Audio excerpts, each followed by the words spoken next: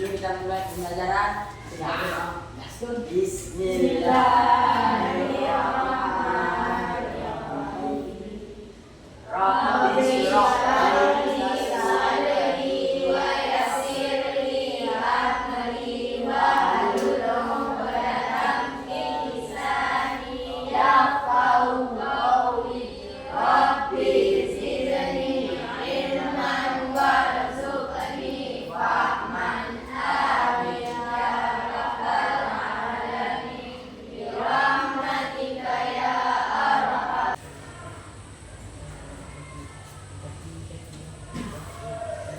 Ada yang tidak hadir? Hadir semua?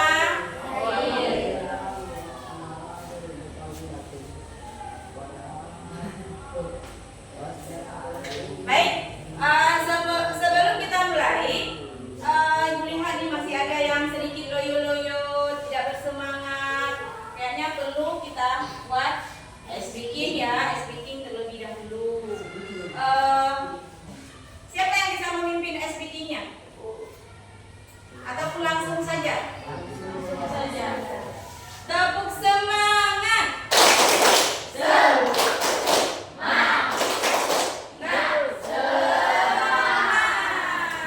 Oke. Kemudian kita lanjut ya dengan biar kita lebih ingat tentang sholat. Kita nyanyikan bersama-sama. Boleh?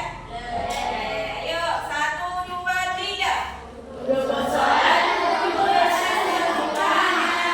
Yang pertama niat di dalam hatinya, kedua sempurna takbiratul ihramnya, 3 berdiri pada sholat waktunya, keempat harus membaca Fatihahnya dengan tartil sesuai hukum tajwidnya, 5 ruku dengan ruku yang sempurna, 6 tumaninah di dalam rukunya, 7 bangun ruku inti dan namanya, ke-8 tumaninah inti dan nama, 9 sujud lakukan 2 kali, ke-10 tumaninah di sujudnya, 11 duduk antara 2 sujud, 12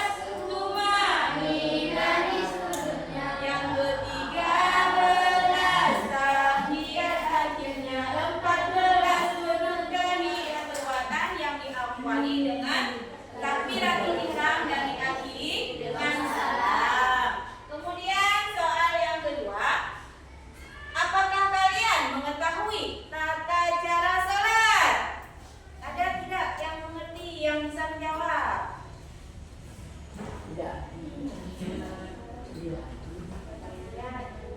Siapa yang mau menjawab di bawah tunjuk tangan nih? Ayo Umi lagi. Harusnya ini kita bagi ya, jangan ke orang-orang yang sama. Ada lain yang bisa? Sebelum Ibu suruh sama Yauni dulu nih. Apakah ada teman-teman yang lain biar ada yang bisa? Hah? Coba Musna.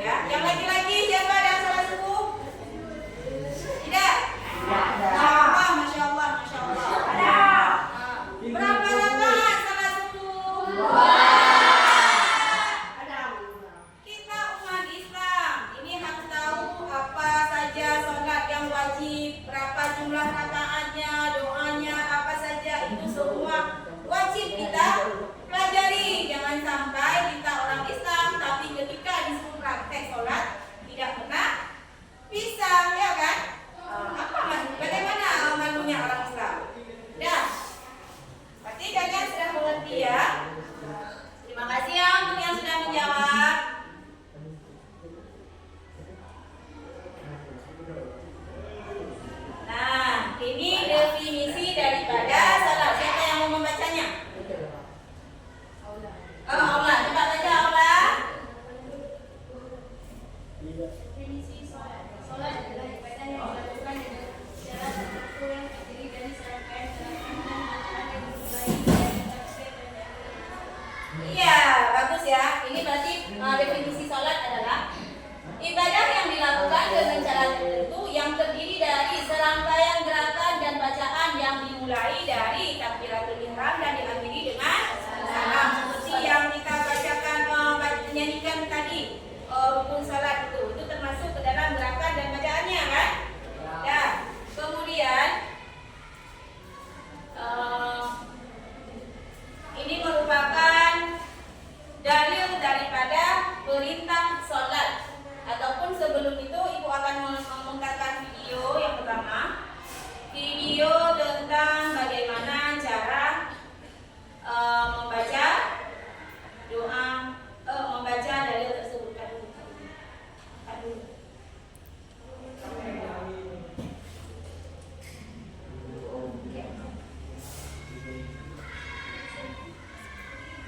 Surah apa tuh? Surah Al-Ankabut ayat 45.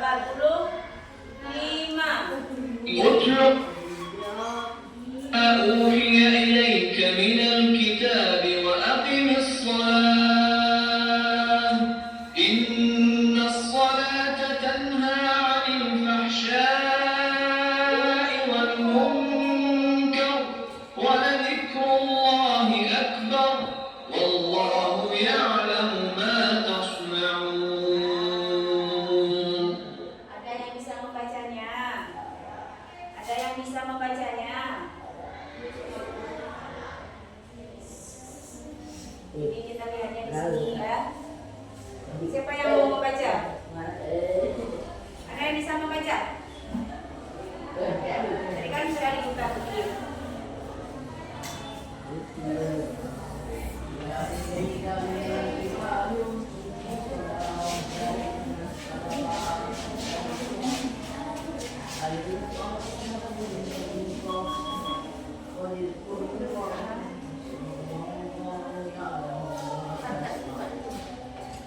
Kan ada yang mau membacakan surat ini?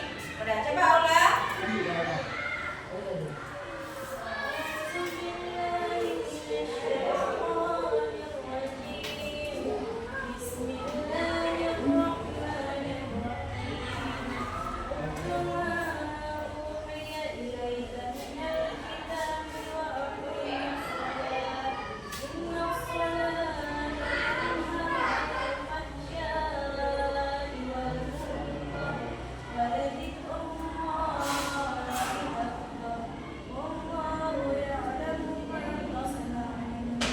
Oke, bagus sekali bacaannya. Terima kasih ya Allah. Terima kasih. Mudah-mudahan teman-teman yang lain juga bisa membacanya ya. Dan kita lanjut lagi. Sebelum ini masalah, ini kan berarti kita hari ini tidak belajar tentang misalnya rukun sholat, tata cara sholat atau lain sebagainya. Tapi kita lebih fokus ke bagaimana cara kita menyelesaikan yang ini ya. Yang pertama pertanyaannya ataupun masalahnya yang pertama yaitu kenapa banyak orang yang rajin sholat tetapi masih melaksanakan ataupun melakukan masih suka bermaksiat? Kenapa banyak orang yang rajin sholat akan tetapi masih suka bermaksiat? Dan yang kedua, bagaimana tanggapan kalian jika seandainya ada salah satu anggota keluarga ataupun orang tua kalian yang tidak pernah sholat di rumah? Kita jangan umpamakan seorang tua ke kakak, adik, abang saja misalnya yang tidak pernah melakukan sholat. Paham? Jadi sebelumnya ibu ingin membagikan kelompok terlebih dahulu. Jadi ini kita bagikan secara ibu kasih nomornya saja. Berarti 4 kelompok kita bagi. Nanti yang ibu sebutkan 1, 2, 3, 4, 1, 2, 3, 4. Nanti nomor 1 berkumpul dengan nomor 1, 2 dengan 2, 3 dengan 3, dan 4 dengan 4. Dan hitung ya. 1, 2, 3, 4 dengan nomornya masing-masing. 1, 2, 3, 4.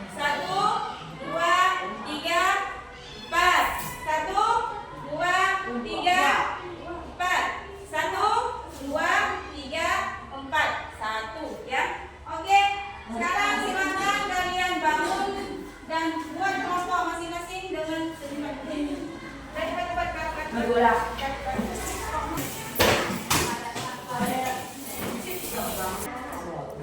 Jadi tadi kan sudah tahu kan apa masalahnya. Yang pertama adalah banyak orang yang sholat tetapi melakukan maksiat.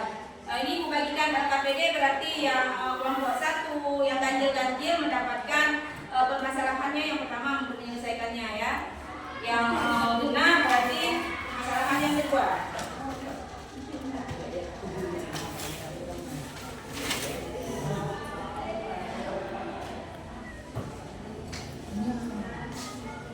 Ini kelompok 3 dan ini kelompok 4. Ini kelompok 2 boleh katakan. Mana tadi yang kelompok? Kalian kelompok berapa? Kelompok 4. Ini 1. Dua. Masa dua. Ini 1. Ini dua. Ini 2. 3 dan 4. Ya. Jadi sebelum kalian mengerjakan FKPD-nya, silakan kalian simak terlebih dahulu video berikut ini ya.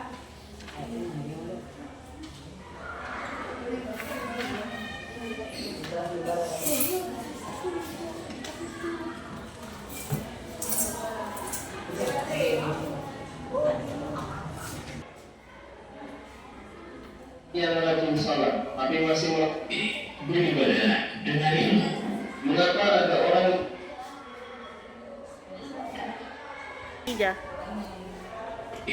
beribadah dengan ilmu? Mengapa ada orang yang rajin salat tapi masih melakukan perbuatan keji dan mungkar? Bukankah salat itu bisa mencegah dari perbuatan keji dan mungkar? Bahkan bisa jadi kita semua yang ada di sini sudah melakukan salat dan kita masih melakukan perbuatan keji dan mungkar. Maka kita tidak berbicara orang di luar, yang di sini saja sedang melakukan salat atau melakukan salat dan dia juga melakukan perbuatan maksiat. Karena yang namanya maksiat itu selalu diulang-ulang oleh manusia. Itu kan tadi sudah ada videonya. Jadi sekarang silakan kalian buka buku pelajaran PAI, kemudian kalian cari cara menyelesaikan ataupun jawaban dari permasalahan yang sudah dibagikan tadi. Ayo silakan.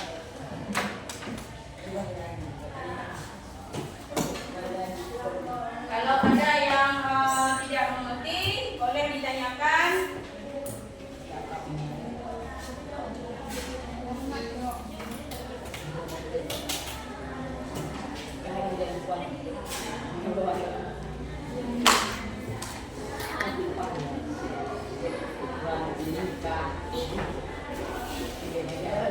Boleh ditanyakan.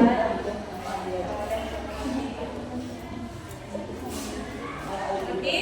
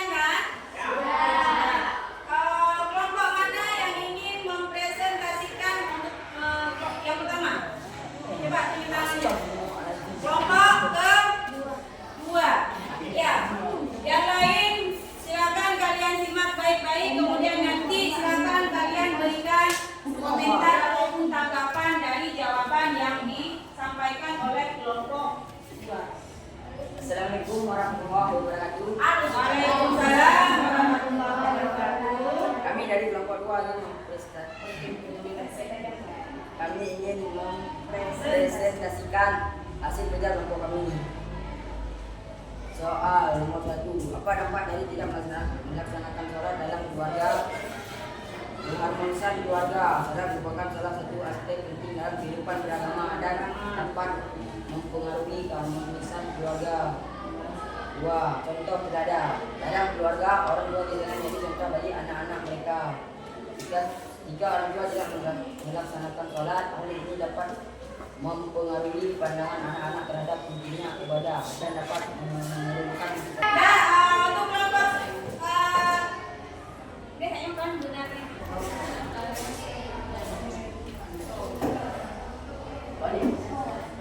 Dan untuk selanjutnya kelompok mana yang ingin mempresentasikan? Baik, kelompok 1 ya, silakan kalian presentasikan hasil kerja kalian.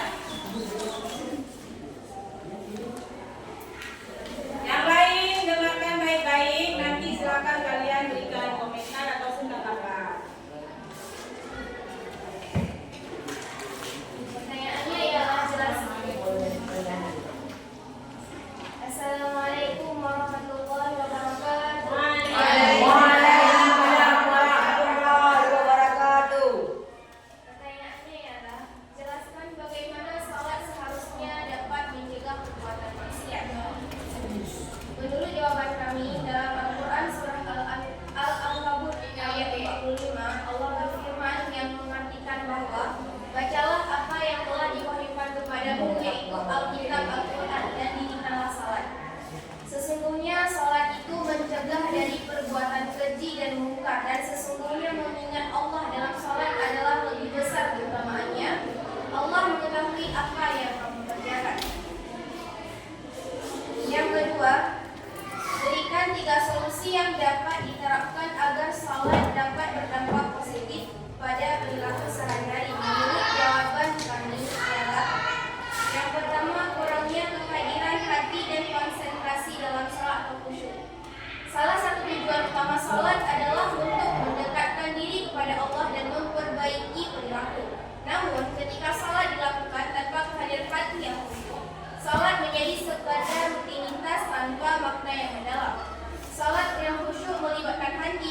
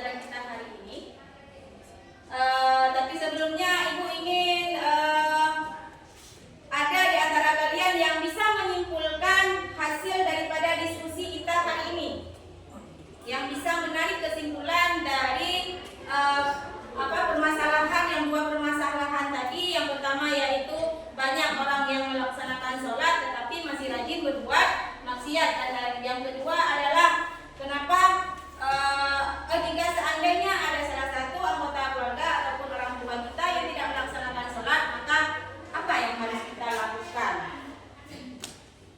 Bagaimana, ada yang bisa memberikan ataupun menyimpulkan? Ada? Baiklah, setelah presentasi tadi dan sekalian sudah bisa menyelesaikan permasalahan tadi, jadi Ibu ingin kalian bisa menyimpulkan hasil daripada diskusi kalian tadi. Ada enggak yang bisa memberikan kesimpulan dari diskusi yang sudah kita lakukan tadi? Ya, silakan Auliana. Assalamualaikum warahmatullahi wabarakatuh. Waalaikumsalam warahmatullahi wabarakatuh.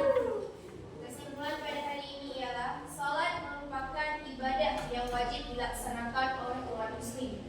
Agar terhindar dari perbuatan maksiat, maka di saat salat kita harus menghadirkan hati kita agar salat kita khusyuk dan berkualitas. Yang kedua ialah di dalam salat orang tua sangat berpengaruh terhadap anak-anaknya, sehingga orang tua harus melaksanakan kewajiban seperti salat agar menjadi contoh teladan untuk anak-anaknya. Ya, baik, terima kasih Auliana.